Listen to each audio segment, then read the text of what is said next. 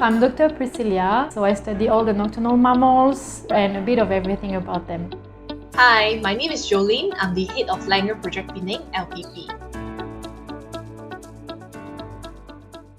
The most challenging is really to be understood by other people, because most of the time people have no idea, like, oh, why you don't have a normal job? Like, even my family for many years, when do you have a normal job? When do you get married? When do you have kids? And I'm like, sorry, still not yet.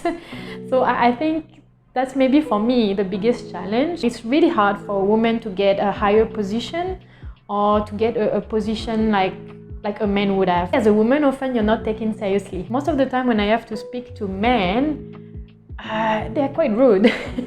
Not all of them, there's some nice people out there, but some are really rude just because I'm a woman and I know it's the case why they're being rude to me or why they don't listen to my opinion. I realized that as a woman, we are more challenged in terms of physical fitness as well as equal platform to raise our voice. I encounter men that both respect women as well as disrespect women. So the challenges of women in conservation is tremendous.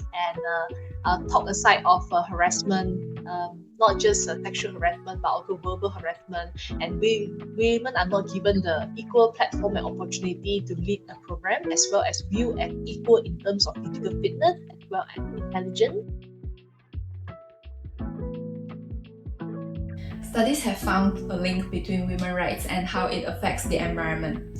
According to the United Nations Women, climate change has a disproportionately negative impact on women and girls, amplifying existing gender disparities and posing special risks to their livelihoods, health, and safety. Long-standing gender gaps have led to differences in information, mobility, decision-making, access to resources and training, making them less likely to survive disaster and more likely to sustain injuries. Disaster and climate change put their health in peril by restricting access to services and medical treatment and by raising the stakes for maternal and child health.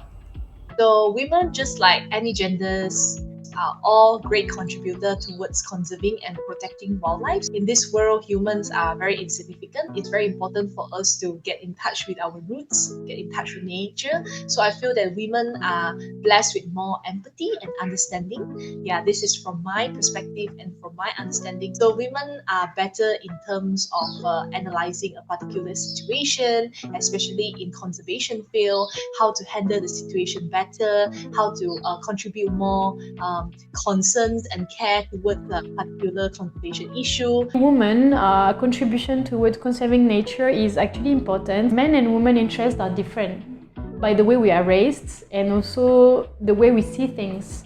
Normally, I think women is known we are more empathy for other things compared to men. So that's why it's a bit different in the way we see things and then maybe in the way we do things also.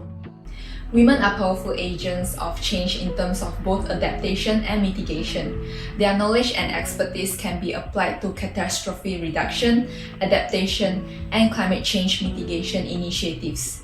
They are also well positioned to contribute to livelihood strategies that are adjusted to changing environmental realities because of their roles as custodians of natural and domestic resources in families and communities.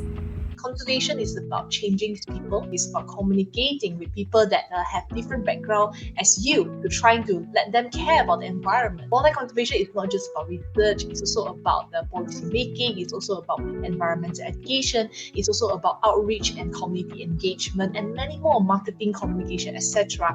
Everything is just together in one package when you're talking about wildlife conservation. So dare to step up from your comfort zone, try different things, then you realize that your strengths and weaknesses, and most important, be teachable. Be open, be teachable, and willing to accept different ideas and thoughts.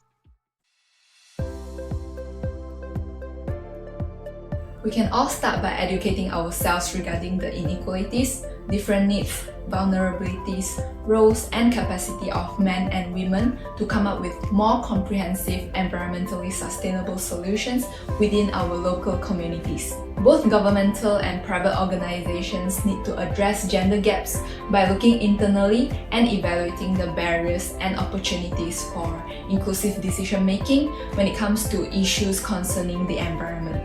We also need to understand, support, and empower local female conservationists, leaders, and smallholders, not only in terms of funding, but also in terms of manpower. Help them to do what they are doing for the environment and share their stories to the world.